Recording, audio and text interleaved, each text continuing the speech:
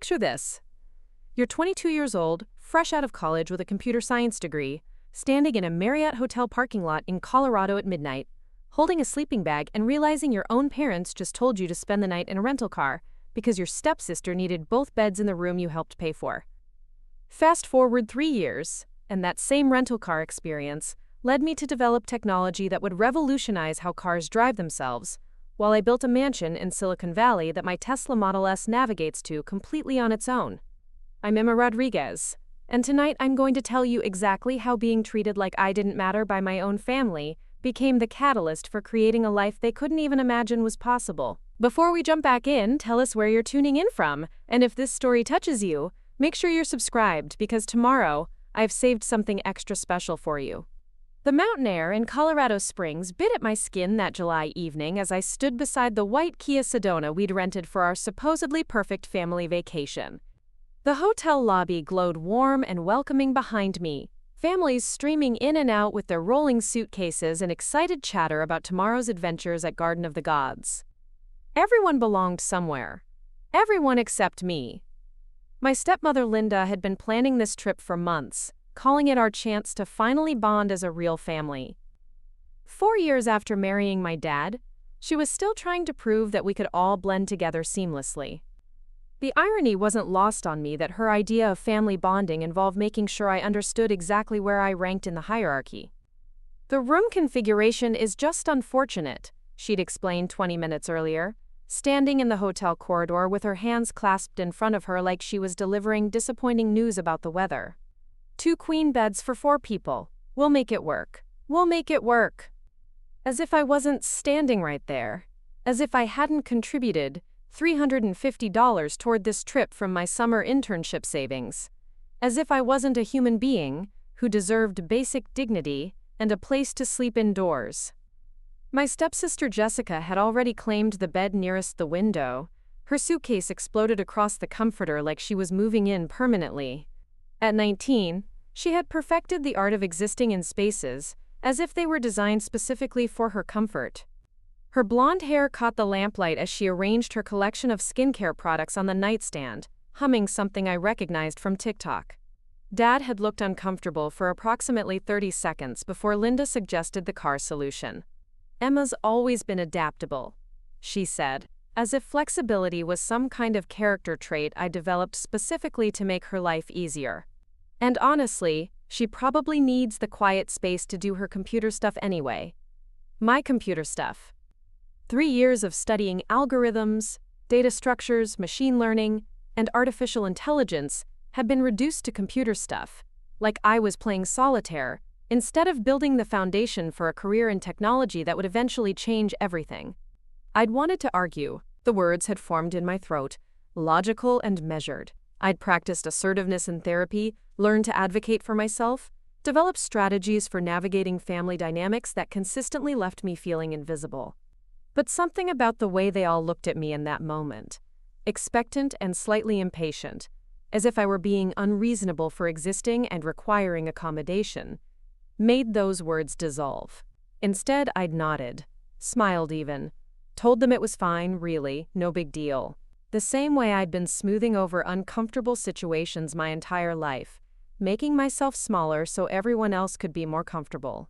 The parking lot was nearly empty now, just a few scattered vehicles under the amber security lights. Our rental car sat in spot 47, innocuous and ordinary, about to become my bedroom for the next 3 nights. I pulled my phone from my back pocket to check the time. 11:43 p.m. The last family had disappeared into the lobby 15 minutes ago, and now it was just me and the sound of distant highway traffic. I opened the car door and the interior light flickered on, illuminating the beige fabric seats and the faint smell of industrial cleaning products mixed with the lingering scent of whatever air freshener the rental company favored. Pine, maybe, or something trying to approximate mountain fresh. I tossed my sleeping bag into the back seat and followed it with my backpack, which contained everything I'd need for the next few days. Clothes, toiletries, my laptop, and the portable charger that would keep me connected to the world beyond this parking lot. The hotel room keycard felt heavy in my pocket. I was technically allowed to access the room for showering and teeth brushing, Linda had graciously informed me. just not for sleeping, because that would be too much to ask. I spread the sleeping bag across the back seat, trying to find a configuration that would accommodate my 5'6" frame without requiring me to sleep completely curled in a ball. The fabric was soft enough, but the seat had an unfortunate ridge right where my hip would rest, and the overhead light from the parking lot streamed through the rear window despite the car's tinting. My phone buzzed. A text from my roommate Rachel back at Arizona State. "How's the family bonding going? Sending pics of all the fun." I stared at the message for a long moment, thumb hovering over the keyboard. How could I possibly explain this situation without sounding pathetic? How could I tell her that my own family had literally relegated me to sleeping in a car during a vacation I'd helped fund? "Great so far," I typed back. "Colorado is beautiful. Talk tomorrow." The lie came easily. I'd been practicing variations of it my entire life, protecting other people from the reality of how my family functioned, maintaining the illusion that everything was normal and healthy and fine. I climbed into the back seat and pulled the sleeping bag up to my chin. The mountain air was thinner here, cooler even in July, and I could feel the altitude in my slightly labored breathing. Through the windshield, I had a perfect view of the hotel's third floor, where our room's windows glowed softly. I could see shadows moving behind the curtains, hear the faint sound of the television they'd turned on after I left.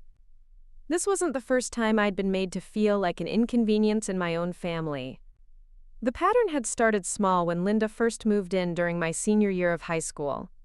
Little adjustments to accommodate Jessica's preferences, subtle shifts in how holidays were celebrated, gradual changes in family dynamics that somehow always resulted in me adapting to fit around everyone else's needs.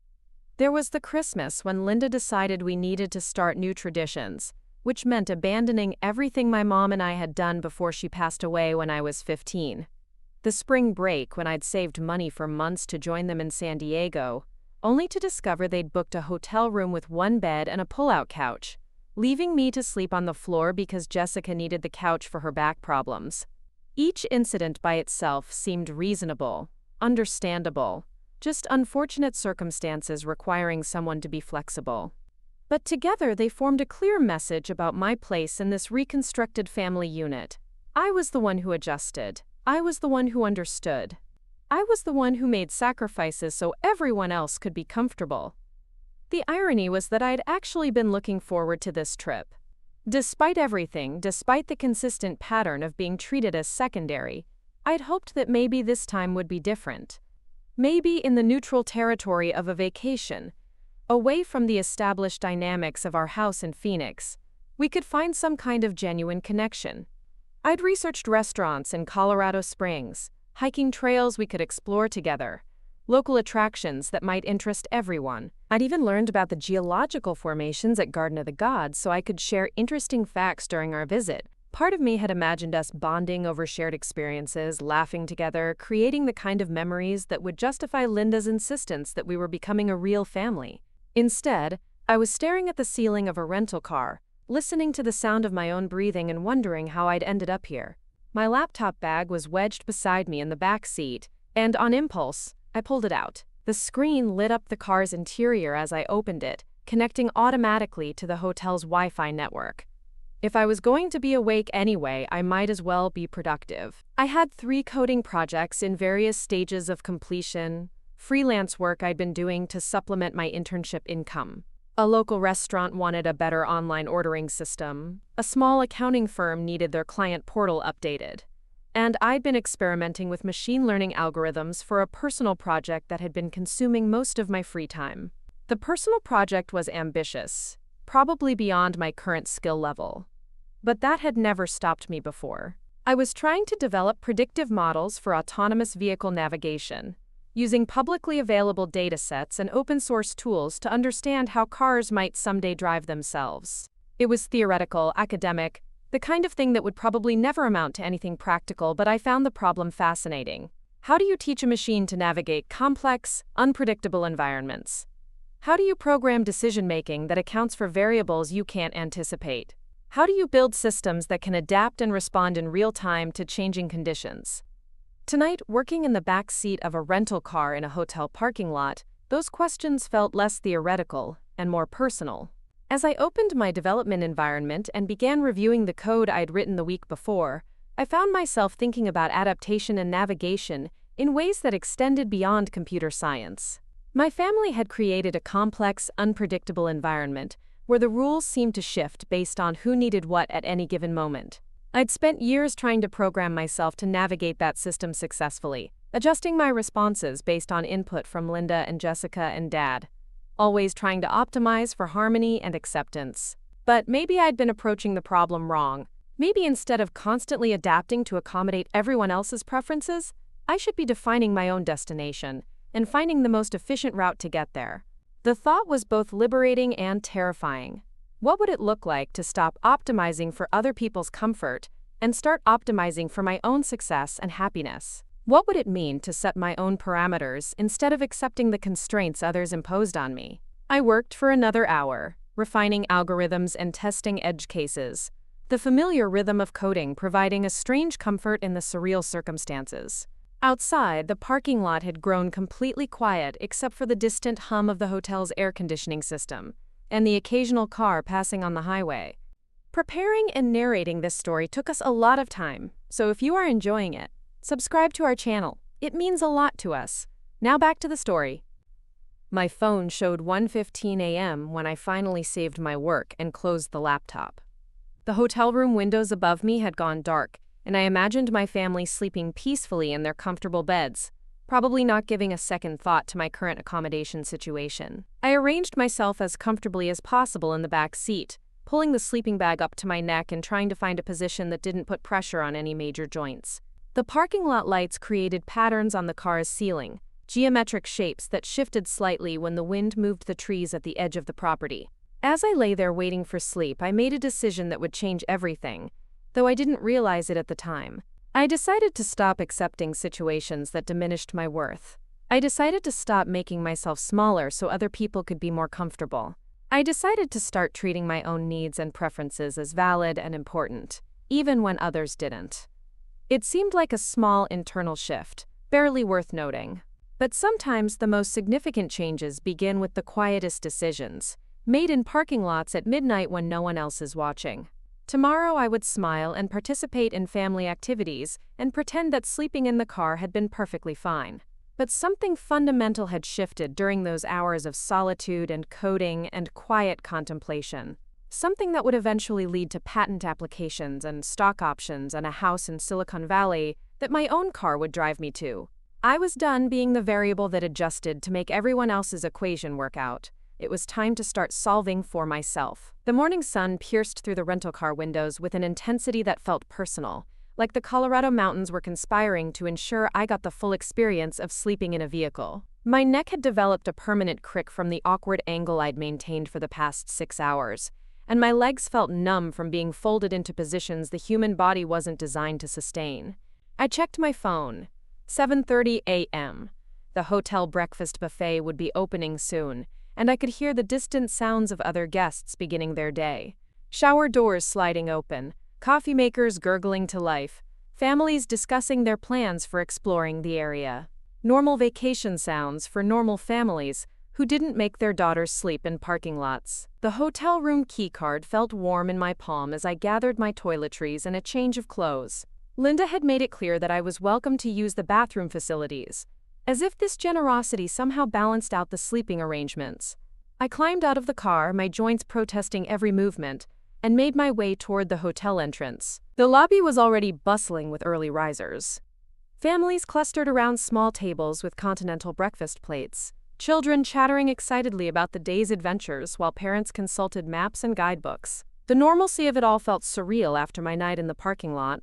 I rode the elevator to the 3rd floor in silence, keycard ready. I knocked softly before entering, though technically I had every right to walk into a room I'd helped pay for. The sound of the shower running came from the bathroom, and Jessica was sprawled across her bed in silk pajamas, scrolling through her phone with the kind of leisurely morning energy that only comes from 8 hours of uninterrupted sleep on a comfortable mattress.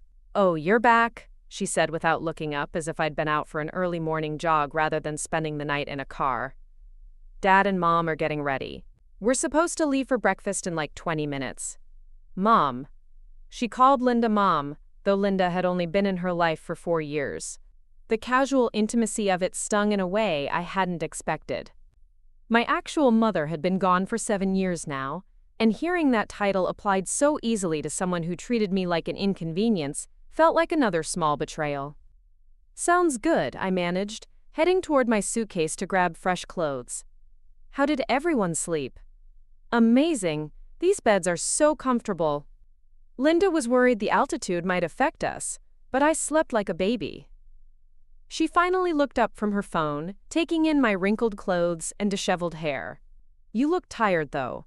Didn't the car work out?" The question was delivered with such innocent curiosity that for a moment I wondered if she genuinely didn't understand the problem with making someone sleep in a vehicle.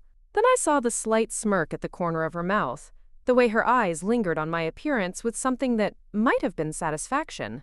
"It was fine," I said, because what else could I say? That it was humiliating and uncomfortable and completely unnecessary, that I'd spent half the night questioning my worth as a human being while she enjoyed premium hotel amenities I'd helped fund. Dad emerged from the bathroom then, freshly showered and dressed in his vacation uniform of khaki shorts and a polo shirt. He'd been doing that thing he always did when family dynamics got uncomfortable, developing sudden intense focus on practical logistics to avoid addressing emotional realities. "Emma, perfect timing," he said, as if encountering me in the hotel room was a happy coincidence rather than evidence that I'd been excluded from sleeping there. "We should get moving if we want to beat the crowds at Garden of the Gods." "Linda's checking out some breakfast spots on her phone." Linda appeared a moment later, fully dressed and made up despite the early hour. She had that particular energy she got when orchestrating family activities, the kind of controlled enthusiasm that suggested everything was going exactly according to plan. "I found this adorable little cafe that's supposed to have the best green chile in Colorado Springs," she announced, holding up her phone to show us photos of some rustic-looking restaurant. "They open at 8, and if we leave soon, we can be first in line." The bathroom was finally free, and I gathered my things quickly. The shower was small but luxurious compared to my expectations after sleeping in a car, and I let the hot water work out some of the stiffness in my shoulders and neck. When I looked in the mirror afterward, I still looked tired, but at least I looked human again. We piled into the rental car 20 minutes later, Linda riding shotgun with her phone, GPS ready, Dad driving, Jessica claiming the other window seat, and me relegated to the middle of the back row. The irony wasn't lost on me that I was now sitting in a more comfortable position in this car than I had been all night in the same vehicle. The cafe Linda had chosen was exactly the kind of place that looked perfect for social media posts. Exposed brick walls, mismatched vintage furniture, local art covering every available surface, and a chalkboard menu featuring items with names like Mountain Morning Scramble and Trailblazer Benedict. The kind of aggressively quirky breakfast spot that charged $18 for eggs and convinced you it was worth it because of the atmosphere. "This is so Instagram-worthy," Jessica said, immediately pulling out her phone to document our arrival. She spent the next 5 minutes taking pictures of the menu, the decor, and herself making various expressions that suggested she was having the most authentic Colorado experience possible. I ordered coffee and the simplest breakfast I could find, partly because I wasn't particularly hungry after my restless night, and partly because I was becoming increasingly conscious of the money I was spending on this vacation that seemed designed to remind me of my place in the family hierarchy. Linda ordered for the table with the kind of confident authority that suggested she was paying for everything, though I knew Dad would end up covering most of the bill with money from the account I'd been contributing to since I turned 16.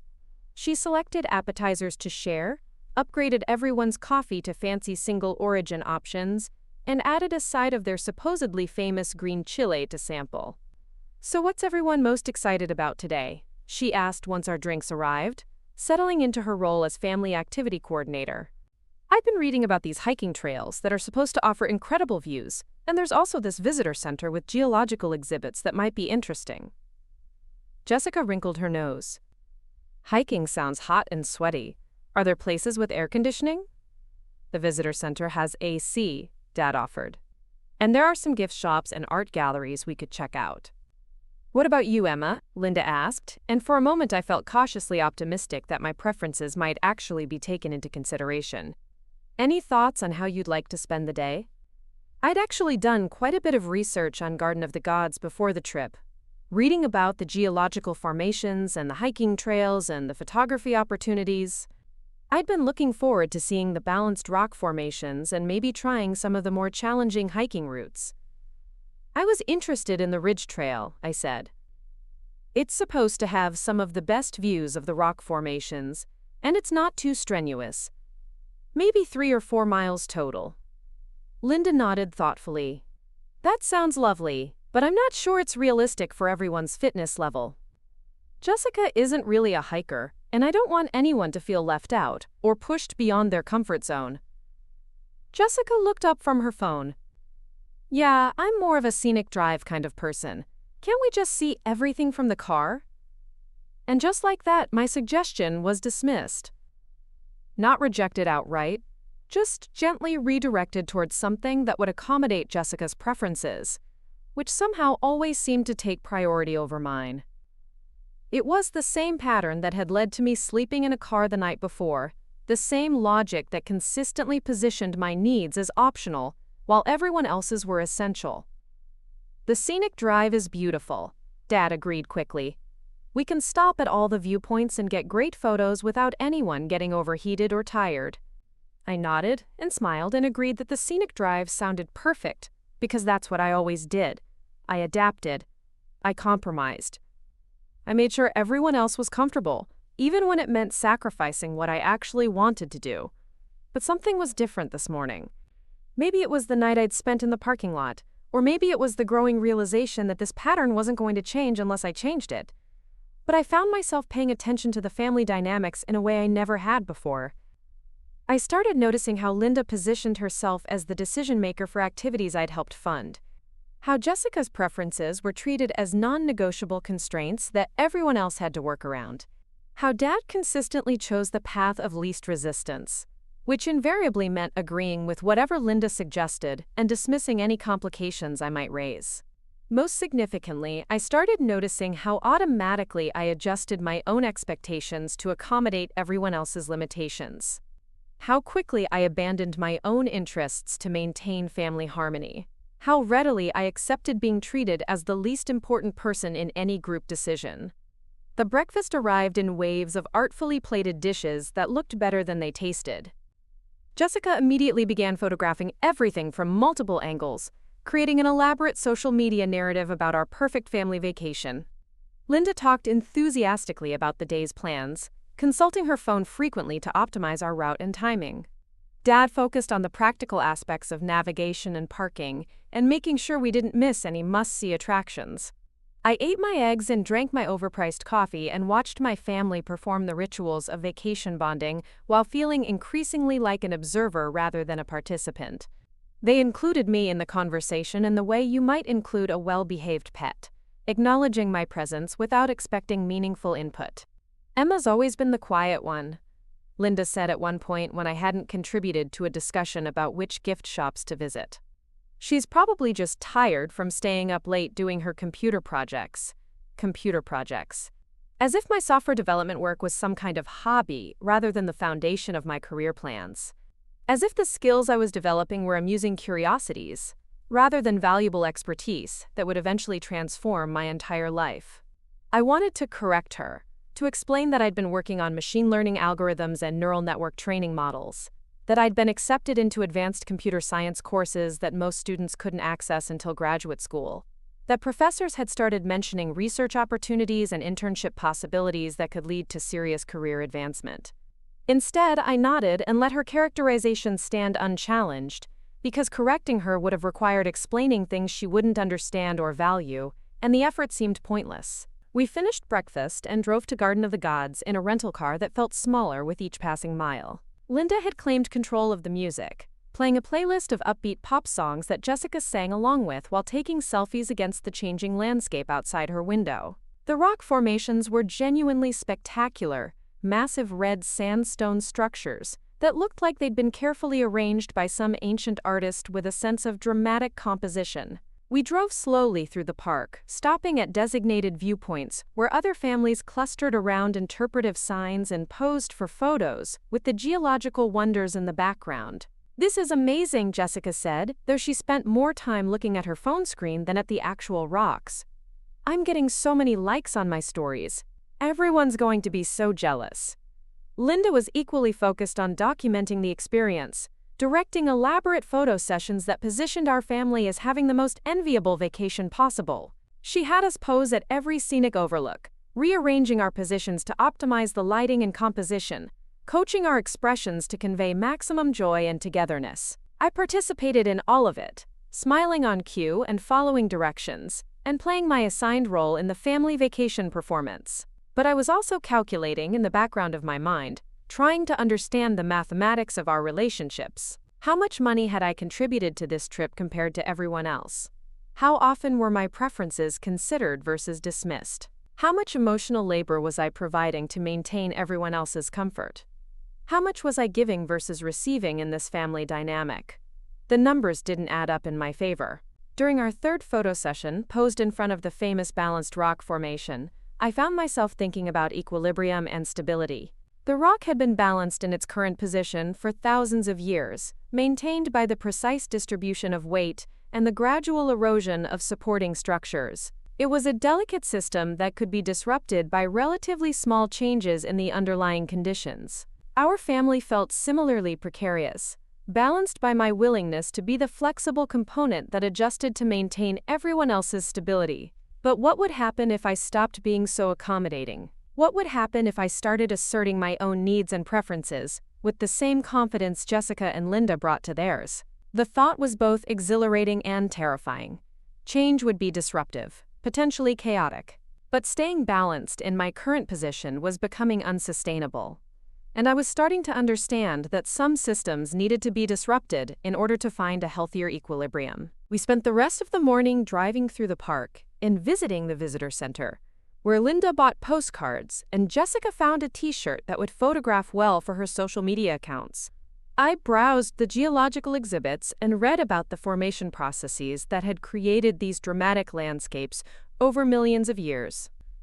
The information placards described gradual changes and sudden upheavals, periods of stability followed by dramatic transformation, erosion and uplift, compression and expansion, forces that reshaped entire landscapes through processes that were both patient and revolutionary. I thought about my own life in similar terms. Years of gradual erosion, small compromises and accommodations that had slowly worn away at my sense of self-worth. But maybe it was time for some geological upheaval. Maybe it was time to stop being the soft sediment that everyone else could shape according to their preferences.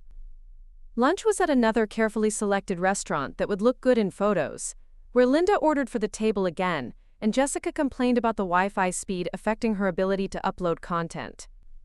Dad focused on the logistics of our afternoon plans, consulting maps and calculating drive times with the kind of intense concentration that allowed him to avoid engaging with any underlying family tensions. I ate my sandwich and listened to their conversation and continued my internal calculations. I was contributing more financially to this vacation than Jessica, but she was being treated as the primary consideration for all activity planning. I had researched more extensively about our destination than anyone else, but my suggestions were consistently overruled in favor of options that required less effort or accommodation. Most importantly, I was investing more emotional energy in trying to make this family dynamic work than anyone else was investing in making sure I felt valued and included. That night, as I prepared for my second evening in the rental car, I made another quiet decision that would eventually change everything. I decided to start keeping track of these patterns more systematically, documenting the imbalances and inequities instead of just accepting them as normal family dynamics. I pulled out my laptop and created a simple spreadsheet: financial contributions versus decision-making authority, effort invested versus consideration received, compromises made versus compromises requested from others. It wasn't revenge or resentment driving this analysis. It was data collection. If I was going to make changes to this system, I needed to understand exactly how it currently functioned and where the pressure points were located. The numbers told a clear story that I'd been reluctant to see. I was the variable in this family equation that absorbed all the adjustments necessary to make everything else work. I was the component that could be compressed, or expanded, or relocated as needed to accommodate everyone else's preferences. But variables could be redefined, systems could be recalibrated. And sometimes the most dramatic transformations began with the quiet decision to stop accepting conditions that diminished your value. As I settled into the back seat of the rental car for my second night, I wasn't just planning for sleep, I was planning for change. I was calculating the trajectory that would take me from this parking lot to a life where I'd never have to accept being treated as disposable again. The mountain air was cooler tonight, and the stars were visible through the car windows with a clarity that was impossible back home in Phoenix. I looked up at them and thought about navigation systems, about the complex calculations required to determine position and plot courses to distant destinations. Tomorrow I would continue playing my assigned role in this family vacation. But I was also beginning to plot a different kind of journey, one that would eventually lead me to a place where my own comfort and preferences would be the primary considerations in my life decisions. The girl sleeping in the rental car wouldn't stay there forever. She was just gathering the data she needed to engineer her escape. The third morning in the rental car brought with it a strange sense of acceptance. Not the healthy kind of acceptance that comes from making peace with circumstances, but the hollow resignation that settles in when you realize the people who should care about your comfort simply don't. My body had adapted to the cramped sleeping quarters with the efficiency of someone who'd learned to make the best of consistently disappointing situations.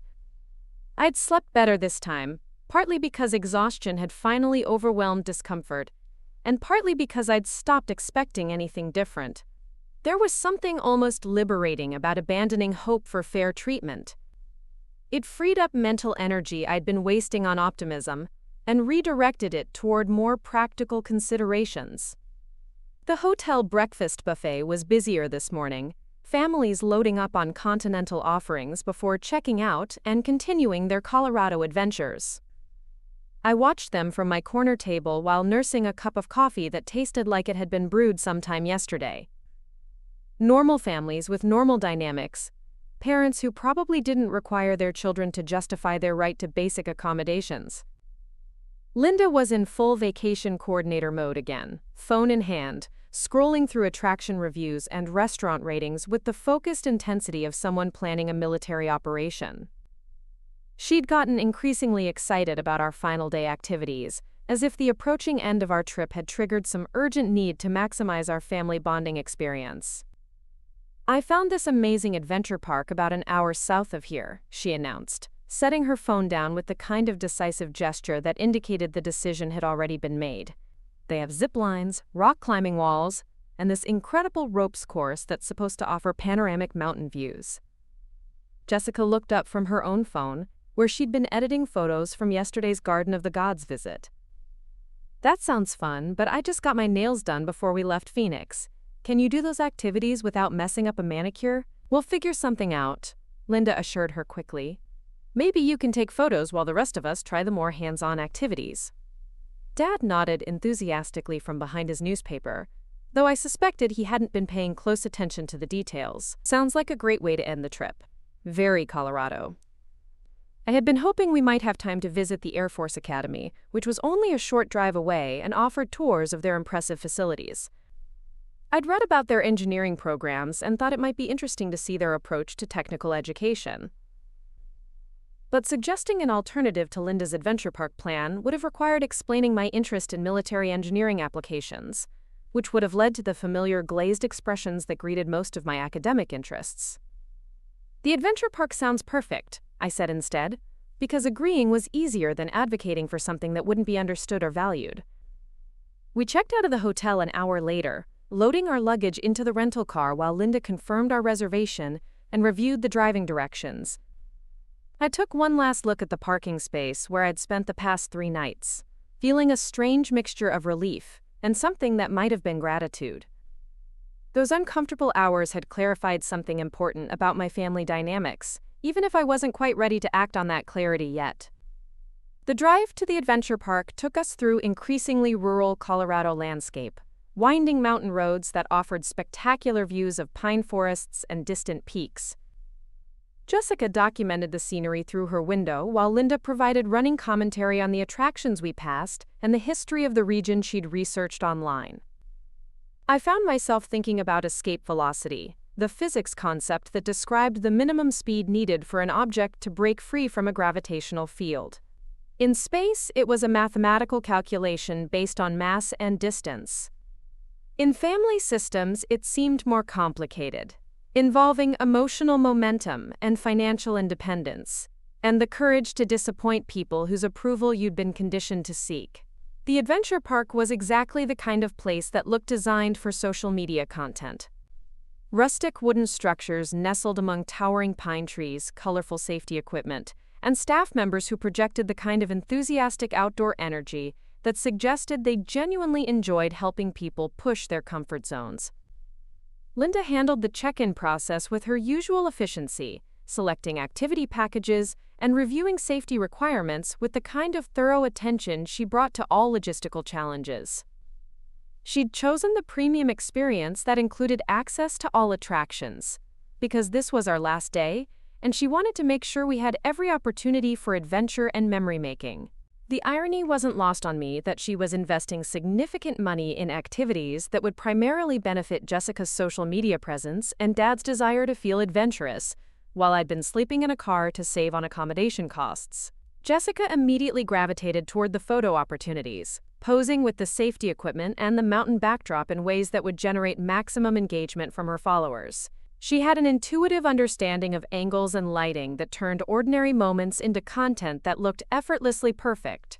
Dad strapped on a safety harness with the kind of determined enthusiasm that suggested he was going to prove something about his fitness level and adventurous spirit.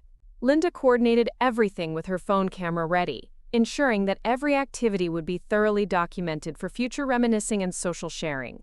I went through the safety orientation with careful attention to the technical details.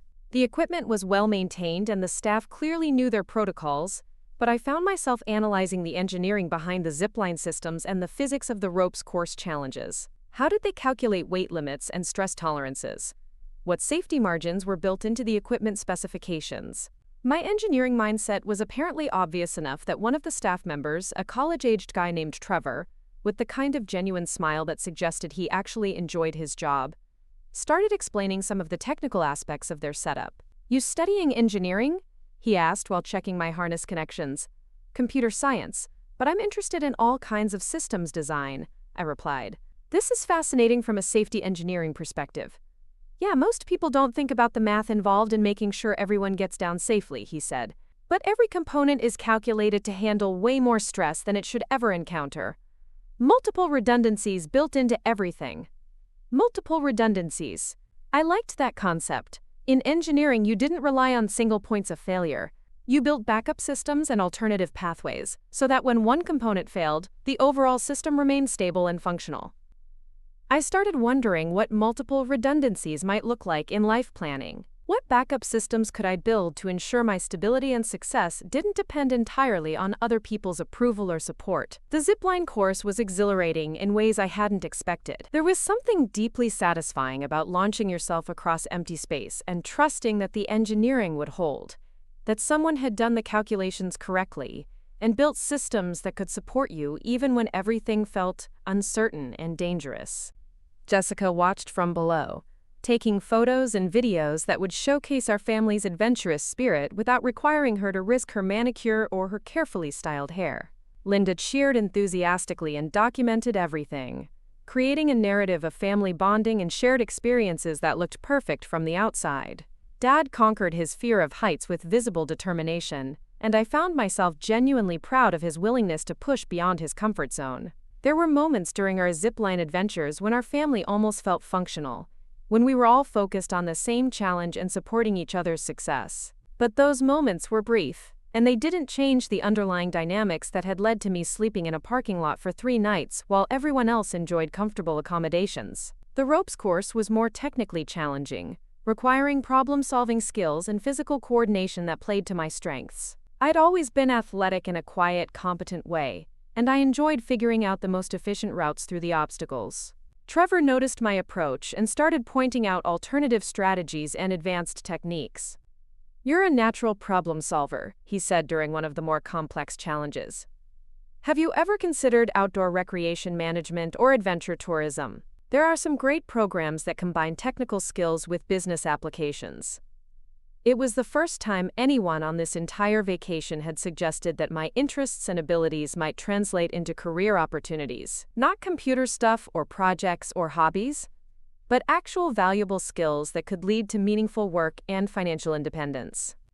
"I'm focused on software development right now," I told him, "but I'm interested in how technology might apply to adventure tourism, navigation systems, safety monitoring, experience optimization." "That's brilliant," he said. "The outdoor recreation industry is just starting to integrate serious technology applications. Someone with your background could probably revolutionize how these businesses operate."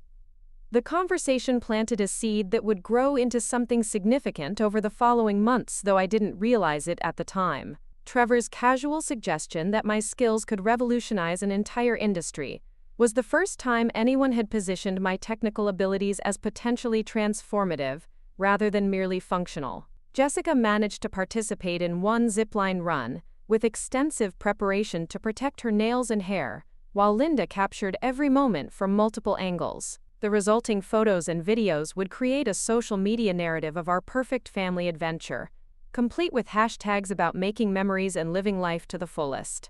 Lunch was at the Adventure Parks Cafe, where Linda ordered for everyone again, and Jessica edited her content, while Dad recovered from his morning of uncharacteristic physical activity.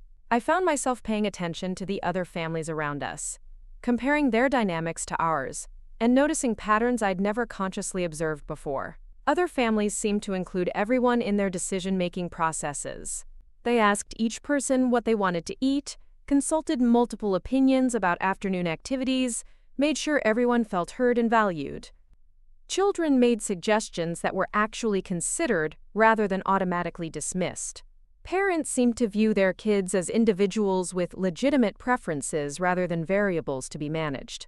I started wondering what it would feel like to be part of a family system, where my input carried the same weight as everyone else's, where my comfort and preferences were treated as equally important considerations in group decisions. The thought was both appealing and foreign. I'd become so accustomed to adapting and accommodating that I wasn't sure I'd know how to operate in a more equitable dynamic. What would I want to do if my preferences actually mattered? How would I make decisions if I didn't have to optimize for everyone else's comfort first? These questions felt dangerous and exciting in equal measure. They suggested possibilities I'd never seriously considered, ways of living that seemed almost impossibly self-centered after years of conditioning to put everyone else's needs first. The afternoon activities included a challenging rock climbing wall that required both physical strength and strategic thinking.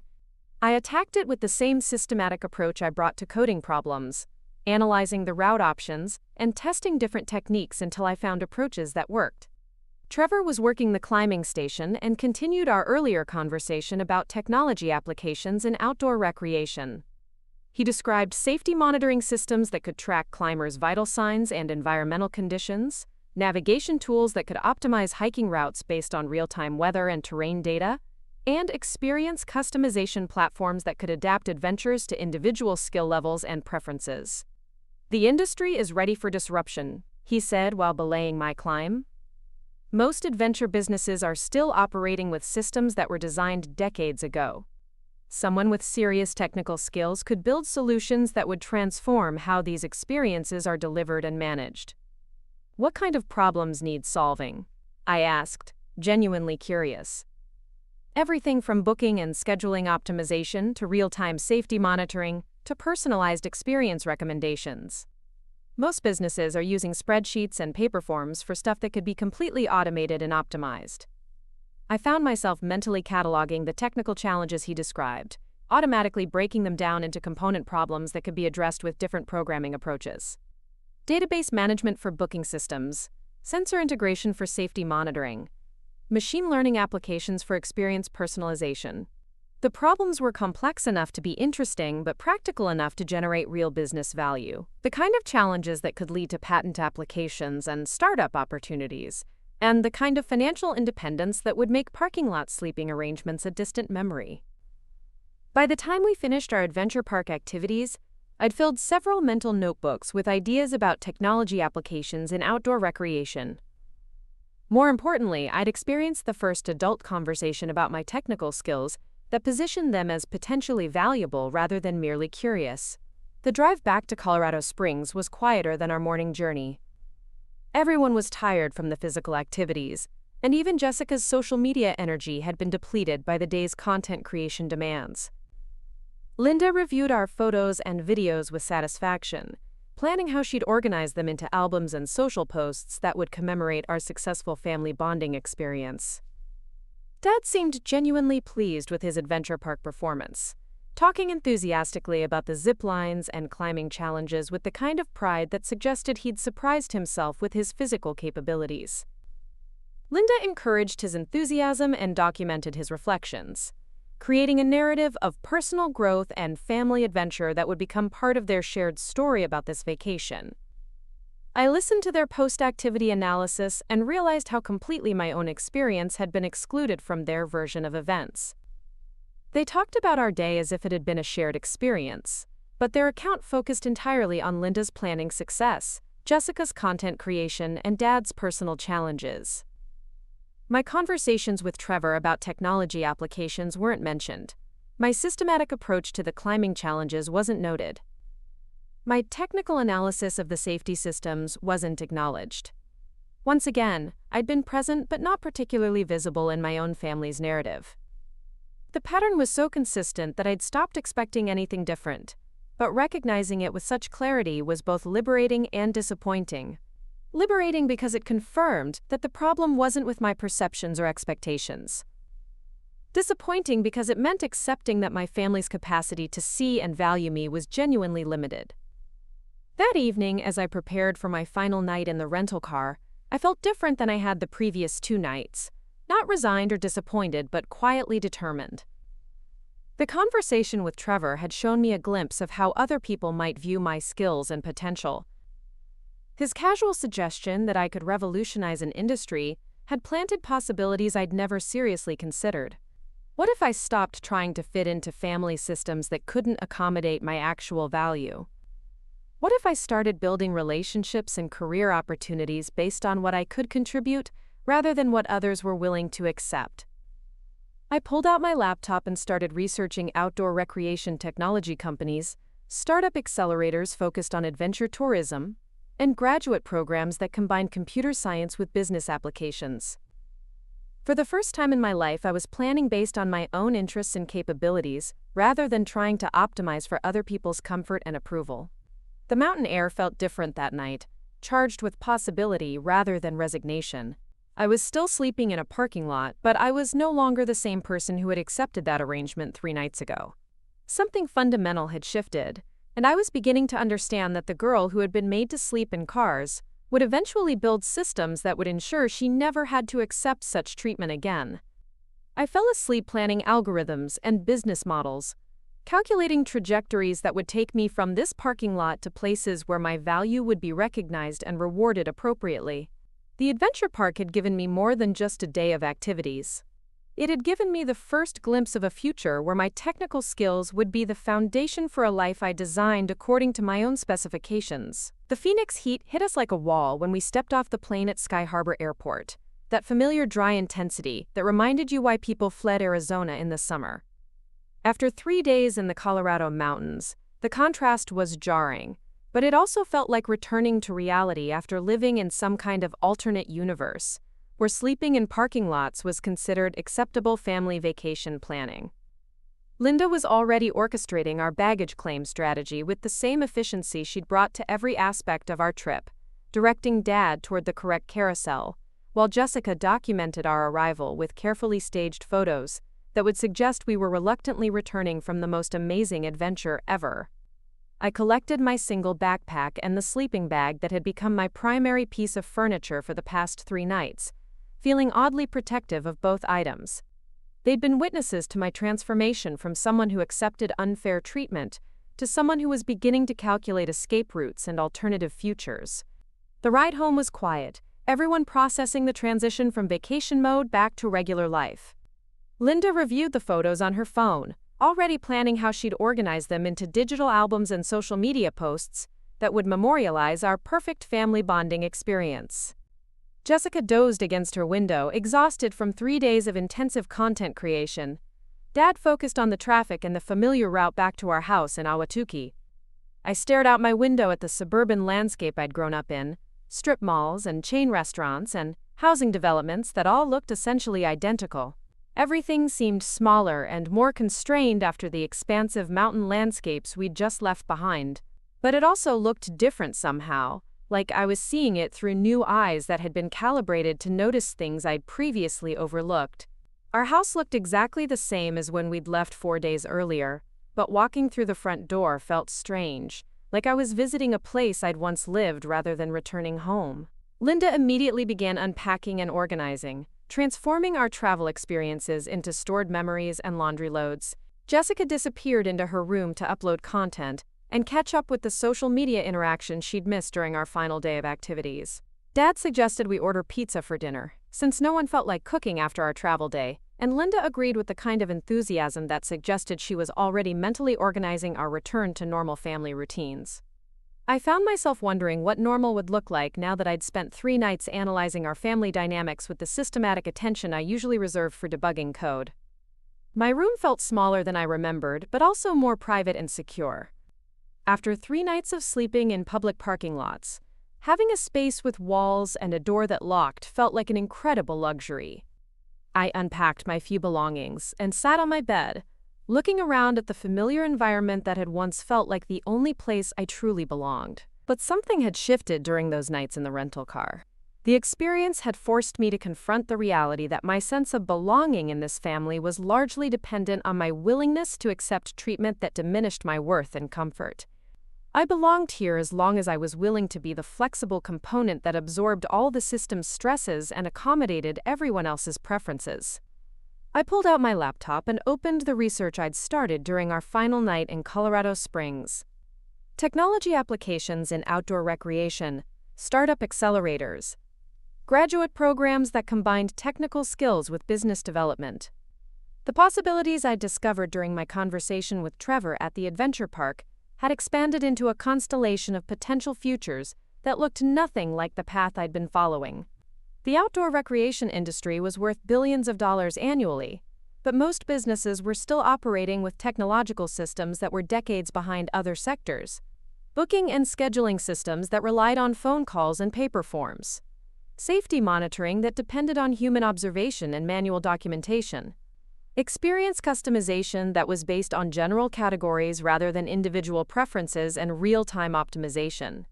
Every problem Trevor had described could be solved with applications of the programming skills I'd been developing through my computer science coursework and freelance projects. Database management, sensor integration, machine learning, user interface design, mobile application development. I had the technical foundation to build solutions that could genuinely transform how adventure tourism businesses operated. More importantly, I was beginning to understand that I didn't need anyone's permission or approval to start working on these problems. I could begin developing prototype applications immediately, using publicly available datasets and open-source development tools. I could start building a portfolio of practical solutions that demonstrated my capabilities rather than just talking about theoretical possibilities.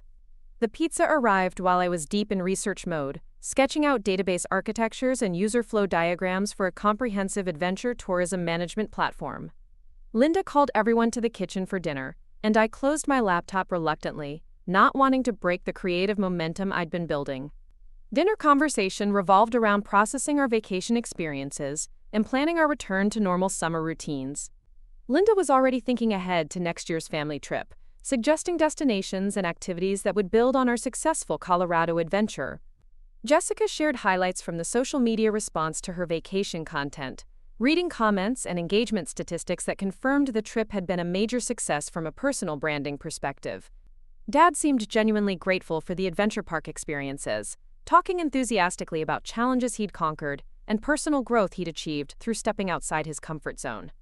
Linda encouraged his reflections and suggested ways he could maintain that adventurous spirit in his regular life, perhaps through local hiking groups or fitness activities that would keep him engaged with outdoor recreation. I listened to their post-trip analysis and realized how completely my own experience had been excluded from their narrative once again. They were processing our shared activities as if they'd been purely shared, without acknowledging that my participation had been constrained by sleeping arrangements that would have been unacceptable for anyone else in the family. But instead of feeling disappointed or excluded, I felt oddly liberated. Their inability to see or acknowledge my experience had freed me from any obligation to optimize for their comfort or approval. I could make decisions based entirely on what would serve my own development and success, without worrying about how those choices might affect family dynamics that had never prioritized my well-being anyway. After dinner, I returned to my room and continued researching venture capital firms that focused on outdoor recreation and adventure tourism startups.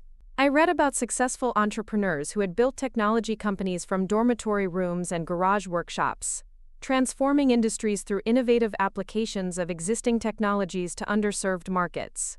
The stories all followed similar patterns: identifying inefficiencies in established systems, developing technological solutions that addressed real problems, building minimum viable products that demonstrated market value, scaling successful prototypes into sustainable businesses. The entrepreneurs profiled in these articles had started with technical skills similar to mine, and had transformed them into financial independence and industry influence. What struck me most was how many of these success stories began with people who felt undervalued or overlooked in their existing environments.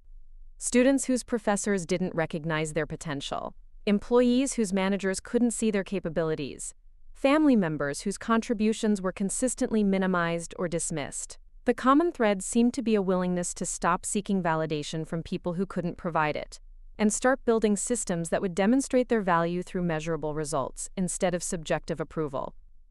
Over the following weeks, I threw myself into development work with an intensity that surprised even me. I built prototype applications for adventure tourism businesses, starting with simple booking and scheduling systems, and gradually expanding into more complex features like real-time safety monitoring and personalized experience recommendation engines. My freelance client work provided enough income to cover my basic expenses, while I devoted most of my time and energy to the outdoor recreation technology project. I treated it like a full-time job, setting daily development goals and tracking my progress with the same systematic attention I'd learned to apply to academic coursework. Linda and Jessica seemed to interpret my increased focus on computer work as evidence that I was becoming more antisocial and obsessive about my hobbies. They made comments about me spending too much time staring at screens and not enough time engaging with family activities, as if my technical development was somehow selfish or antisocial.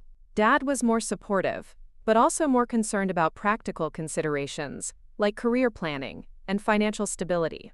He encouraged my interest in computer science, but worried that I was focusing too narrowly on speculative projects instead of building traditional job qualifications that would lead to predictable employment opportunities. None of them understood that I was building something that could fundamentally change the trajectory of my entire life. They saw my development work as a phase or a hobby rather than the foundation for financial independence and professional recognition that would eventually make their approval irrelevant to my success and happiness. By the end of the summer, I had completed functional prototypes for 3 different adventure tourism applications and had begun reaching out to potential beta testing partners among outdoor recreation businesses. The responses were overwhelmingly positive, with several companies expressing serious interest in pilot programs that could demonstrate the practical value of my technological solutions. More importantly, I had begun to understand that my technical skills were genuinely valuable in ways that extended far beyond the academic validation I'd been seeking.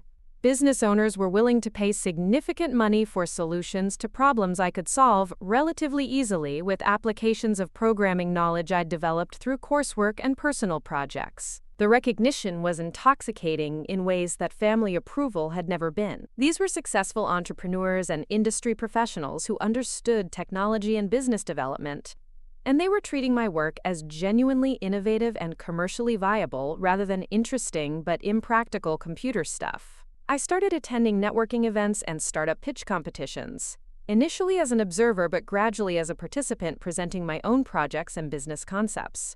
The entrepreneurship community was unlike any social environment I'd previously experienced. full of people who were building companies based on technical innovations and market opportunities, rather than traditional career paths. Everyone was focused on solving problems and creating value rather than maintaining existing systems and power structures. People were evaluated based on what they could build and deliver, rather than how well they fit into established hierarchies or family dynamics. For the first time in my life, I was surrounded by people who understood that technical skills could be transformed into financial independence and industry influence. They didn't see my programming abilities as hobbies or curiosities, but as potentially valuable assets that could be developed into sustainable competitive advantages. The networking experiences also introduced me to venture capital firms and startup accelerators that specialized in early-stage technology companies. I learned about funding mechanisms and business development resources that could transform prototype applications into scalable commercial enterprises. Most significantly, I discovered that my combination of technical skills and industry knowledge was exactly what many investors were seeking in outdoor recreation technology startups. My adventure park conversation with Trevor had given me insights into industry problems that most programmers didn't understand, while my computer science background provided capabilities that most outdoor recreation professionals couldn't access. I was positioned at the intersection of two different expertise areas in ways that could generate genuine competitive advantages in an underserved market segment. The outdoor recreation industry needed technological innovation, and I had both the technical skills to build solutions and the industry knowledge to understand which problems were worth solving. By my senior year of college, I had incorporated my outdoor recreation technology company and had secured seed funding from a venture capital firm that specialized in adventure tourism startups. The initial investment was enough to support my living expenses, while I completed my degree and developed my prototype applications into commercially viable products. Linda and Jessica were confused by my sudden financial independence and professional recognition. They'd been expecting me to struggle through entry-level employment and gradual career advancement like most college graduates, not to establish a successful technology company before I'd even finished my undergraduate degree.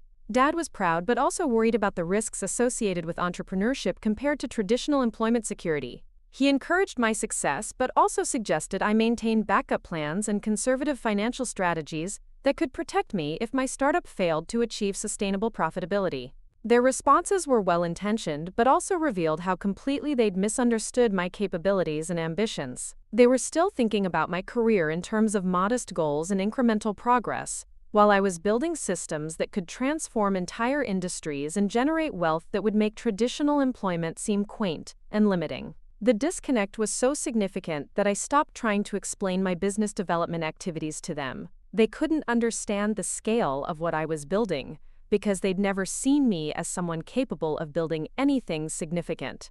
Their perceptions of my potential were constrained by their memories of me as the family member who accepted whatever accommodations were convenient for everyone else. But I was no longer that person. The girl who had slept in rental car parking lots had evolved into someone who understood that her technical skills could be transformed into financial independence, and industry recognition that would make other people's approval irrelevant to her success and happiness. My outdoor recreation technology company grew rapidly through my final year of college, expanding from prototype applications into a comprehensive platform that served dozens of adventure tourism businesses across multiple states. The revenue growth attracted attention from larger venture capital firms and strategic investors who understood the market potential of technological innovation in underserved industries. By graduation, I had received acquisition offers from several major outdoor recreation companies and technology firms that recognized the commercial value of what I'd built. The offers were substantial enough to provide complete financial independence and the foundation for even more ambitious projects in related industry sectors. I accepted an acquisition offer from a Silicon Valley technology company that specialized in location-based services and autonomous navigation systems. The sale provided immediate financial security, but also connected me with development teams working on cutting-edge applications of machine learning and artificial intelligence in transportation and logistics. The transition from outdoor recreation technology to autonomous vehicle development felt natural, since both industries required sophisticated algorithms for navigation, safety monitoring, and real-time decision-making in complex, unpredictable environments. My experience with adventure tourism applications had prepared me to think about technological solutions for situations where human safety depended on system reliability and adaptive problem-solving. Within 6 months of joining the Silicon Valley company, I was contributing to autonomous vehicle projects that would eventually revolutionize transportation systems worldwide. My outdoor recreation background provided unique insights into navigation challenges and safety protocols that most software engineers hadn't considered, while my business development experience helped me understand market applications and commercial viability considerations. The work was exhilarating in ways that academic computer science had never been. I was building technologies that would affect millions of people and transform fundamental aspects of how society functioned, rather than just solving theoretical problems or completing coursework assignments. More importantly, I was building wealth and professional recognition at a pace that would have been impossible through traditional career paths. The stock options and performance bonuses from my autonomous vehicle development work were generating financial returns that exceeded most people's annual salaries, and I was still in my early 20s with decades of career growth ahead of me. The success felt surreal sometimes, especially when I thought back to those nights in the Colorado Springs parking lot, when I'd been treated as if my comfort and preferences were completely irrelevant to my own family's decision-making processes. The contrast between sleeping in rental cars and building technologies that would enable cars to drive themselves was so dramatic that it sometimes felt like I was living someone else's life. But the trajectory made perfect sense when I understood it as the logical result of refusing to accept treatment that diminished my value and choosing instead to build systems that would demonstrate my capabilities through measurable results. The family vacation that had been designed to exclude me had accidentally catalyzed the transformation that would make their approval irrelevant to my success and happiness. 5 years after that Colorado Springs parking lot, I purchased a Tesla Model S with full autonomous driving capabilities, technology I had helped develop through my work with machine learning algorithms and navigation systems. The car could drive itself from my Silicon Valley office to my Los Altos Hills home while I worked on my laptop in the passenger seat, reviewing code and planning business development strategies.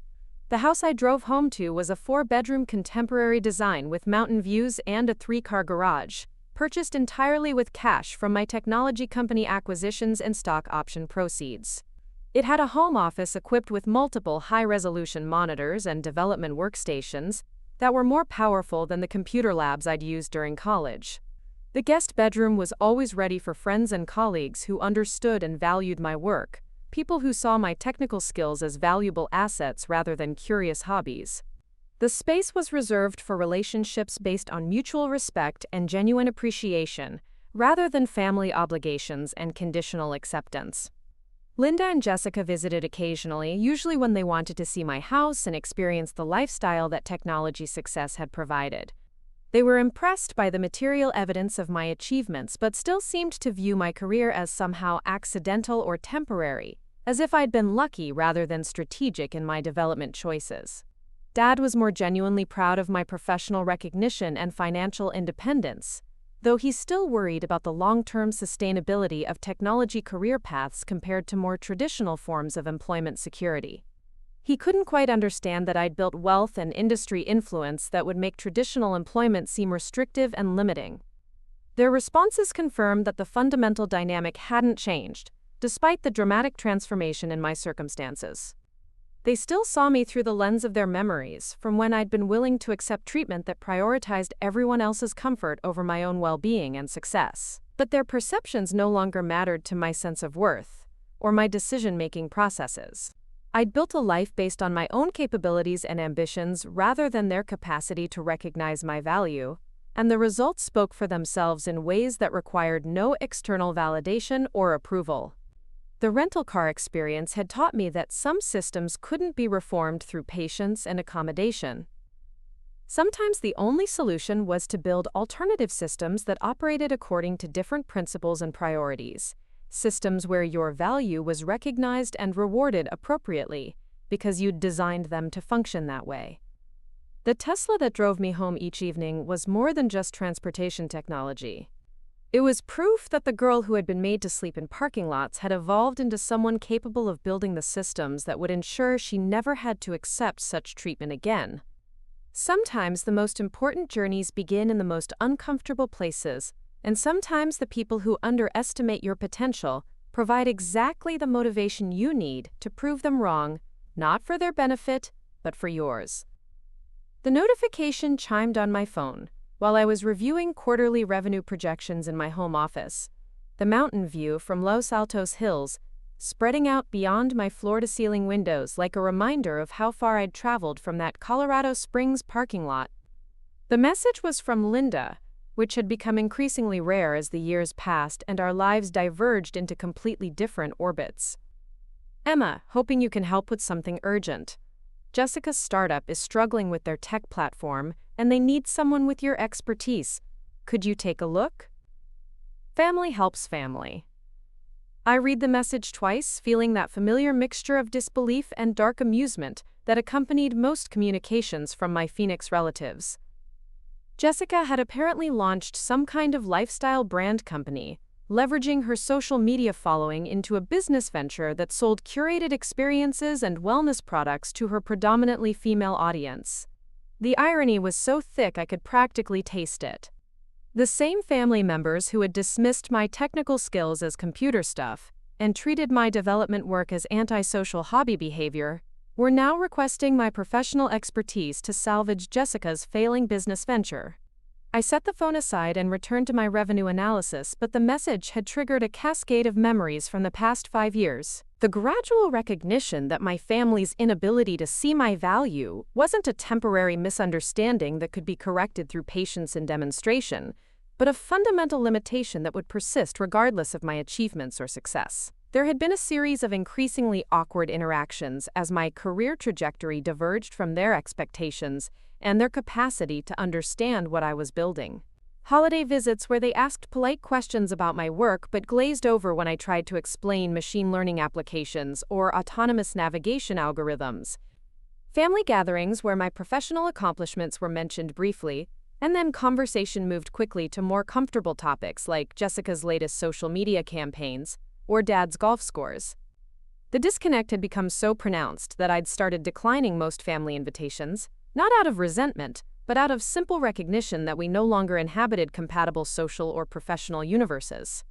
Their concerns about traditional career stability and incremental progress seemed quaint, compared to the venture capital funding rounds and acquisition negotiations that had become routine aspects of my business development activities. Linda's message represented a new evolution in our dysfunctional dynamic. After years of treating my technical capabilities as irrelevant curiosities, they were now attempting to leverage those same capabilities to solve problems they couldn't address through their own expertise and connections. But they were approaching me as if I were still the accommodating family member who would prioritize their needs over my own professional obligations, rather than recognizing that I'd become someone whose time and expertise commanded significant market value and whose availability needed to be negotiated rather than assumed. I pulled up Jessica's company website out of curiosity, navigating through pages that showcased lifestyle content and wellness products, with the kind of aspirational marketing that promised transformation through consumption. The design was visually appealing, but the underlying technology infrastructure was clearly problematic, with slow loading times and navigation issues that suggested fundamental database and server optimization problems. The technical challenges were relatively straightforward to diagnose and solve, but they would require significant development work to implement properly. The kind of comprehensive platform overhaul that technology consulting firms charged hundreds of thousands of dollars to complete, and that typically took months of dedicated development time to execute correctly. Jessica's business model seemed to be generating decent revenue through her social media influence, but the technical limitations were clearly constraining her growth potential and creating user experience problems that could undermine customer retention and brand reputation over time. Fixing her platform would be a substantial project that would require either hiring experienced development talent or partnering with an established technology firm that specialized in e-commerce and content management systems. Either approach would require significant financial investment and project management capabilities that went far beyond simply asking a family member to take a look at some technical issues. The request revealed how completely they misunderstood both the complexity of the problems they were facing and the value of the expertise they were seeking.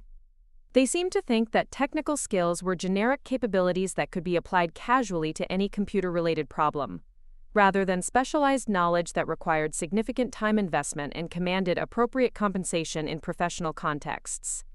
I drafted several different responses to Linda's message, starting with detailed explanations of why Jessica's technical challenges required professional consulting services rather than family favors, and gradually simplifying down to more direct communications about my availability and fee structure for this type of development work.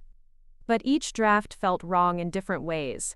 Too explanatory, as if I needed to justify my professional boundaries. Too harsh, as if I were punishing them for past treatment, rather than simply operating according to current business principles. Too accommodating, as if I were still the family member who absorbed whatever inconveniences others needed to offload. Finally, I decided to respond with the same kind of professional courtesy I would extend to any potential client who had reached out through informal channels rather than proper business development processes. Linda, thank you for thinking of me for Jessica's project. Based on a preliminary review of her platform, this appears to require comprehensive infrastructure development that would typically be a 6 to 9 month consulting engagement. I'm currently focused on autonomous vehicle projects, but I can recommend several excellent firms that specialize in e-commerce platform development. Happy to provide referrals if that would be helpful. The response was polite but clear about boundaries and professional priorities. It acknowledged their request without accepting responsibility for solving problems that weren't mine to solve, and it offered alternative resources rather than simply declining to help. I sent the message and returned to my quarterly projections, but the interaction had stirred up reflections about the strange trajectory that had led from sleeping in rental cars to owning autonomous vehicles that could navigate themselves.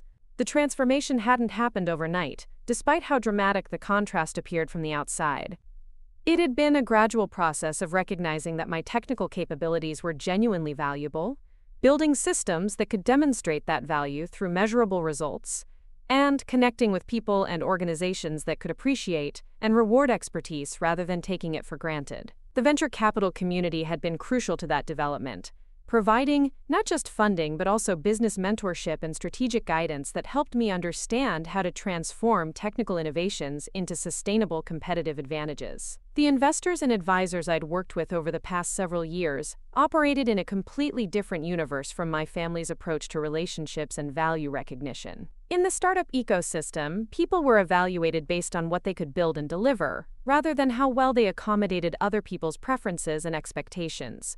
Success was measured through metrics like user acquisition, revenue growth, and market penetration, rather than through subjective assessments of personality and social compatibility.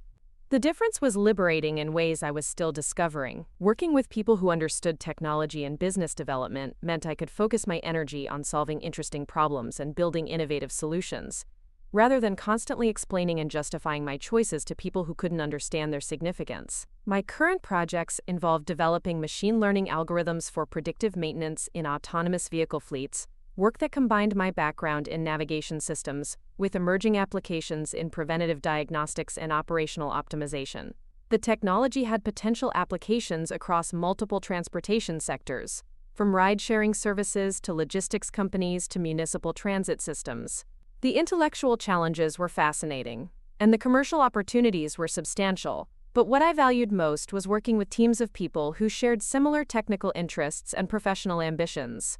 Collaborating with engineers and data scientists who understood the problems we were solving and the significance of potential solutions, rather than constantly having to translate technical concepts into simplified explanations for people who weren't particularly interested in understanding them anyway. Linda's response arrived while I was deep in algorithm optimization work, pulling me back from complex mathematical calculations to family dynamics that felt increasingly foreign and irrelevant to my current priorities. Emma, I think you misunderstood. We're not looking for a big consulting project. Jessica just needs someone to fix a few technical glitches, maybe update some settings, or optimize her website performance. It shouldn't take more than a few hours, and it would mean so much to the family if you could help out. We've always supported your interests, and now we're hoping you can support Jessica's. The message was so disconnected from technical reality that I almost laughed out loud. Website performance optimization and infrastructure scaling were complex engineering challenges that required deep understanding of database architecture, server configuration, content delivery networks, and user experience design. The kind of work that required weeks of analysis and development time, not a few hours of casual troubleshooting. More significantly, the suggestion that they had always supported my interests was such a comprehensive revision of our family history that it bordered on delusional. They had consistently dismissed my technical work as antisocial hobby behavior, excluded me from decision-making processes, and treated my contributions as less valuable than everyone else's preferences and convenience. The claim that fixing Jessica's business problem should take only a few hours revealed how completely they misunderstood both the complexity of the technical challenges and the value of the expertise they were requesting. They seemed to think that because I worked with computers, any computer-related problem should be simple for me to solve, regardless of the specific knowledge and experience required. I realized that responding with detailed explanations would be pointless, since they weren't actually interested in understanding the technical realities or professional considerations involved. They wanted me to solve their problem using whatever approach would be most convenient for them, regardless of whether that approach was realistic or appropriate. Instead, I decided to treat their request the same way I would handle any unrealistic client demand in my professional work: clear boundaries, alternative suggestions, and no extensive justification required. Linda, comprehensive platform development requires specialized expertise and significant time investment. I'm not available for this type of project currently. I'd recommend Jessica contact established e-commerce development firms who can provide proper assessment and implementation services. Best of luck with the business. This time, I didn't offer referrals or additional assistance. They'd made it clear that they weren't interested in professional solutions to their technical problems, just family favors that would solve their issues without appropriate investment or recognition of the expertise required. The exchange reminded me why I'd gradually reduced my involvement with family activities over the past several years. It wasn't that I harbored resentment about past treatment, but rather that we'd evolved into fundamentally incompatible approaches to relationships and value exchange. They still operated according to family obligation dynamics, where I was expected to provide whatever assistance they needed regardless of my own priorities or professional circumstances. I'd evolved into someone who operated according to business principles where value exchange needed to be mutual and appropriate rather than one-sided and assumed. The difference wasn't reconcilable through better communication or increased understanding, because it represented fundamentally different worldviews about how relationships should function and how expertise should be valued and compensated. Linda's final message arrived 3 days later, after Jessica had apparently exhausted other options for addressing her technical challenges. Emma, Jessica hired a consulting firm and they're charging $75,000 for the same work you could have done in a few hours. This seems like a waste of money when you could have helped family for free. I'm disappointed that you've become so focused on business that you've lost sight of what really matters. The message confirmed everything I'd suspected about their understanding of technical work and professional value. They'd discovered that proper platform development required substantial investment and specialized expertise, but instead of recognizing that my initial assessment had been accurate, they were disappointed that I hadn't provided expensive services for free simply because we shared family connections. The suggestion that I'd lost sight of what really matters was particularly ironic, since what really mattered to me was building a career based on mutual respect and appropriate value recognition, rather than one-sided obligation and assumed accommodation. I didn't respond to the final message because there was nothing productive to say. They'd received exactly the professional consultation they needed. They'd chosen to invest appropriately in solving their technical problems, and Jessica's business would presumably benefit from working with consultants who specialized in e-commerce platform development. The only issue was that they'd had to pay market rates for professional services rather than receiving them for free through family manipulation, which revealed their priorities more clearly than any explanation I could have provided. I returned to my autonomous vehicle algorithms with renewed appreciation for working in environments where expertise was valued and compensated appropriately. The machine learning models I was developing would help vehicles navigate complex traffic situations safely and efficiently, reducing accidents and optimizing transportation systems for millions of users. The work was meaningful in ways that extended beyond personal success and financial rewards, contributing to technological advances that would benefit society while providing intellectual challenges that utilized my capabilities fully, rather than expecting me to minimize them for other people's comfort. That evening, I drove home from my Palo Alto office in my Tesla Model S, engaging the full autopilot system and settling back to review research papers on predictive analytics applications, while the car navigated Silicon Valley traffic autonomously. The technology that carried me home was directly related to algorithms I'd helped develop, a tangible demonstration of how technical expertise could be transformed into innovations that changed fundamental aspects of how the world functioned. The house that waited for me in Los Altos Hills was filled with evidence of choices I'd made based on my own preferences and priorities, rather than family expectations or traditional career paths. The home office equipped with development workstations that supported my most ambitious projects. The guest rooms reserved for colleagues and friends who understood and valued my work. The mountain views that reminded me daily of the distance I'd traveled from that Colorado Springs parking lot. Most importantly, the space belonged entirely to me, purchased with money I'd earned through work that challenged and fulfilled me rather than diminished me. Every aspect of my living environment reflected decisions I'd made according to my own specifications, rather than accommodations I'd accepted to maintain other people's comfort. The contrast with my family's approach to relationships and value recognition was stark, but it no longer felt painful or frustrating. Their limitations had become irrelevant to my success and happiness, replaced by professional relationships and personal connections based on mutual respect and genuine appreciation. Sometimes the people who underestimate your potential provide exactly the motivation you need to build something better than what they could have imagined. The family that made me sleep in rental cars had accidentally catalyzed the development of someone who would help design the technology that made cars capable of driving themselves. The journey from parking lot humiliation to autonomous vehicle innovation wasn't just about professional achievement or financial success, though both of those outcomes were satisfying in their own ways. It was about discovering that your value doesn't depend on other people's capacity to recognize it, and that sometimes the most important thing you can build is a life where that recognition becomes unnecessary. The girl who had accepted sleeping in cars because she wanted to maintain family harmony had evolved into someone who understood that real harmony comes from relationships where everyone's contributions are valued appropriately, rather than where some people consistently sacrifice for others' convenience. And every evening when my Tesla drove me home to my Mountain View house, I was reminded that the most profound transformations often begin in the most uncomfortable places, when you finally decide to stop accepting treatment that diminishes your worth and start building systems that demonstrate your value instead.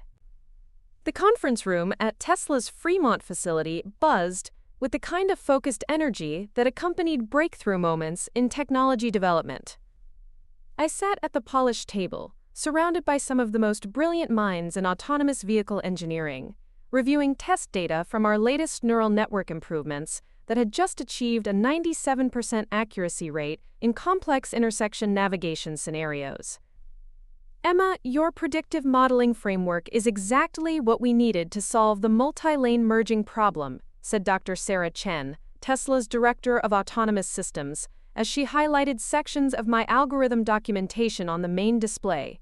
The machine learning approach you developed is processing real-time traffic patterns faster than any system we've tested.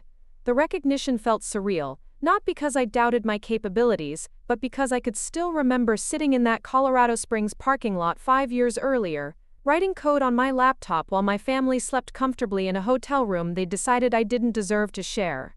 The contrast between being excluded from basic family accommodations and being invited to lead cutting-edge autonomous vehicle development was so dramatic it sometimes felt like different lives entirely. My contribution to Tesla's full self-driving capabilities had evolved from the outdoor recreation technology work I'd started during college into sophisticated navigation algorithms that could adapt to unpredictable driving conditions in real time. The same problem-solving approaches I'd applied to adventure tourism safety monitoring had scaled into systems that would eventually revolutionize transportation for millions of people worldwide. The patent applications are moving through review faster than expected, added Marcus Rodriguez, Tesla's chief technology officer, consulting his tablet while the rest of the team continued analyzing our latest test results. The USPTO examiner said your approach to contextual decision-making in autonomous navigation represents a significant advance over existing methodologies. Patent applications with my name listed as primary inventor, filed by one of the most valuable companies in the world, protecting innovations that would generate licensing revenue for decades.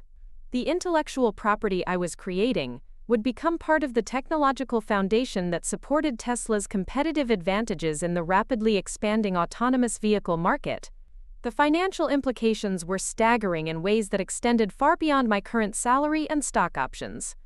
Every Tesla vehicle that utilized my navigation algorithms would generate ongoing royalty payments through the patent licensing agreements we were negotiating with other automotive manufacturers who wanted to incorporate similar capabilities into their own autonomous systems.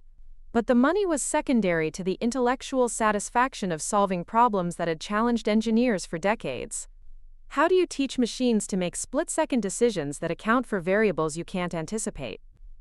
How do you build systems that can adapt their behavior based on contextual information that changes faster than traditional processing methods can analyze? The questions that had fascinated me during those late-night coding sessions in rental car back seats had evolved into innovations that would transform how transportation systems functioned at a global scale. My algorithms were being tested in autonomous vehicle fleets across multiple continents, processing millions of navigation decisions daily and continuously improving through machine learning applications that refined their accuracy based on real-world performance data. We need to discuss the expansion timeline for implementing your framework across our entire production line, Dr. Chen continued, switching to a new set of charts that showed projected deployment schedules for the next 18 months. Marketing wants to announce the enhanced full self-driving capabilities at next quarter's earnings call, but we need to make sure quality assurance testing is comprehensive enough to support those commitments. I reviewed the timeline projections while simultaneously monitoring the real-time test data streaming from vehicles currently utilizing beta versions of my navigation improvements. The performance metrics were consistently exceeding our initial projections, with error rates dropping and decision-making speed increasing as the machine learning systems processed more driving scenarios and refined their response algorithms. The work required the kind of intense focus and systematic attention to detail that I'd developed through years of debugging complex software systems, but the applications were more meaningful than any project I'd ever tackled. Instead of optimizing website performance or streamlining business processes, I was building technology that would reduce traffic accidents and save human lives while making transportation more efficient and accessible.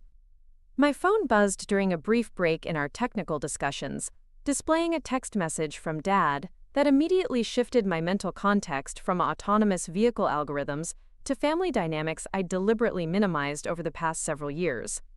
Emma, we're driving through San Francisco this weekend, on our way to visit Linda's sister in Sacramento. Could we stop by your place? We'd love to see your house and catch up.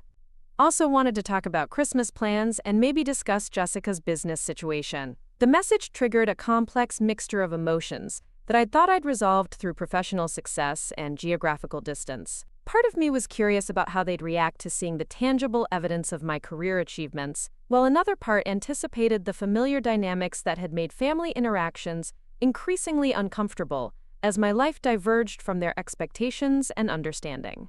I set the phone aside and returned my attention to the technical presentations, but the prospect of a family visit had created an undercurrent of distraction that was difficult to ignore.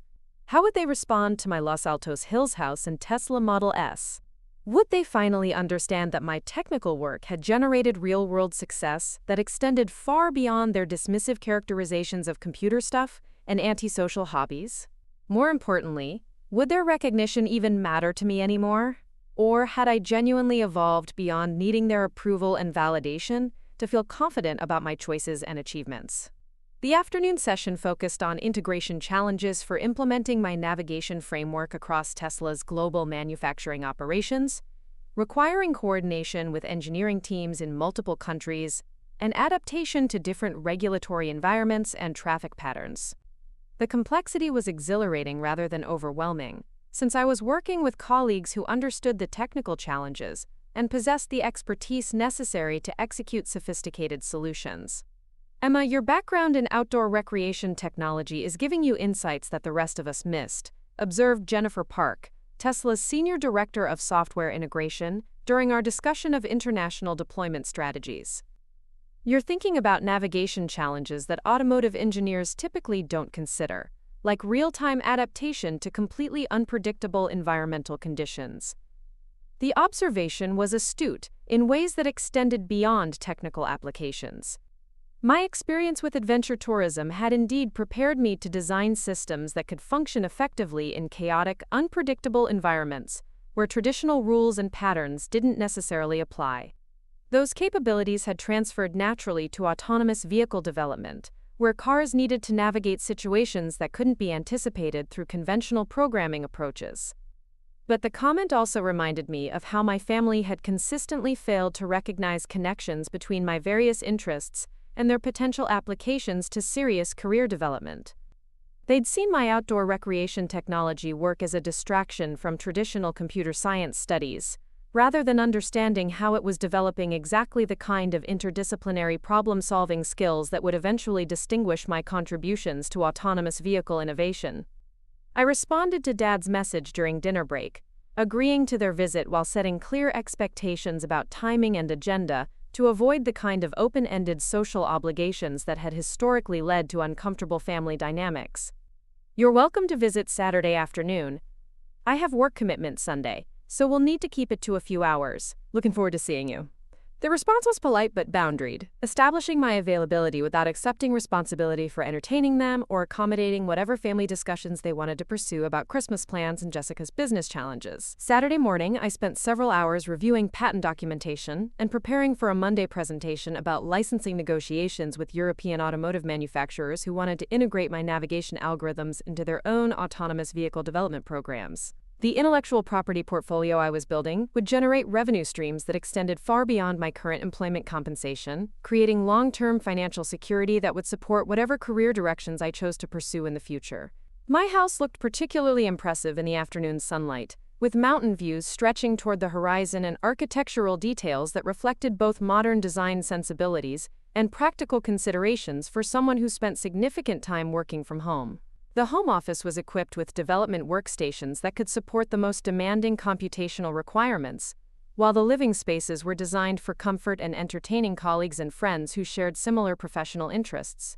The Tesla Model S was parked in the circular driveway, its sleek design complementing the contemporary architecture while serving as a tangible reminder of the technology I was helping to develop. Every time I saw it, I thought about the algorithms running silently in its computer systems, processing navigation decisions and safety protocols that had evolved from code I'd written during late-night development sessions. Dad's rental car pulled into the driveway precisely at the time we'd agreed upon, with Linda riding passenger and Jessica in the back seat documenting their arrival through her phone camera for social media content that would showcase their visit to my successful tech career lifestyle. They emerged from the vehicle with expressions that suggested they were processing the visual evidence of my financial success and professional achievements in ways that conflicted with their previous assessments of my potential and life choices. The house was substantially larger and more impressive than their Phoenix residence, while the Tesla represented automotive luxury that exceeded anything they'd owned. "Emma, this is incredible," Dad said, approaching the front entrance with the kind of careful attention that suggested he was recalibrating his understanding of my career trajectory and financial situation. "I had no idea your job was going so well." Linda was equally impressed but seemed more focused on documenting the experience than engaging with its implications for how they'd previously characterized my professional development and lifestyle choices. She moved through the spaces with her phone camera active, capturing angles and details that would support social media narratives about visiting successful family members. Jessica was simultaneously impressed and defensive, clearly processing the contrast between my achievements and her own struggling business venture, while maintaining the social media persona that positioned her as living her best life regardless of underlying financial or professional realities. I provided a brief tour of the main living areas while avoiding detailed explanations of how I'd achieved this level of success or what my current work involved, since their previous responses to technical discussions had demonstrated limited interest in understanding the specifics of my career development. "The view is amazing," Linda commented, standing at the living room windows that overlooked the valley below. "You must love coming home to this every day."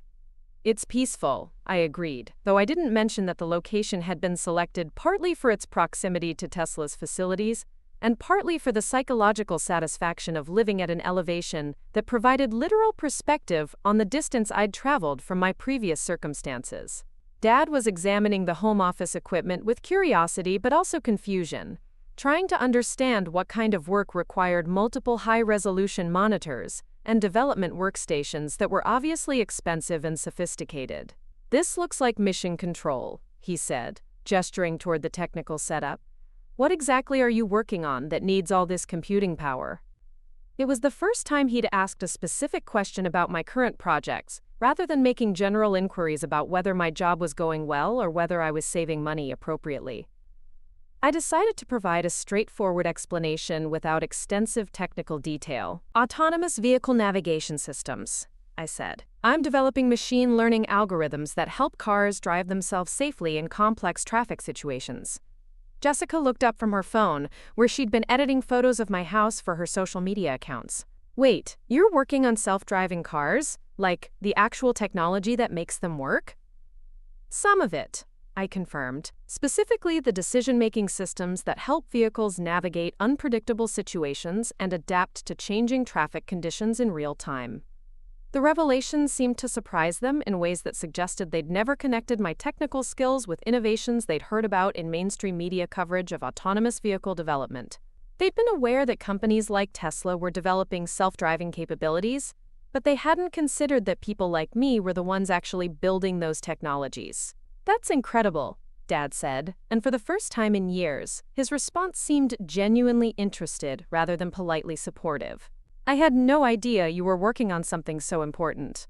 The comment revealed how completely they'd misunderstood my career trajectory over the past several years. They'd been aware that I was employed by technology companies and earning good money, but they hadn't grasped that I was contributing to innovations that would transform fundamental aspects of how society functioned. Their surprise also highlighted the gap between my actual professional achievements and their persistent perception of me as someone whose technical interests were curious, but not particularly significant. Even after seeing the tangible evidence of my success, they were still processing the possibility that I might be building things that mattered on a scale they could recognize and understand.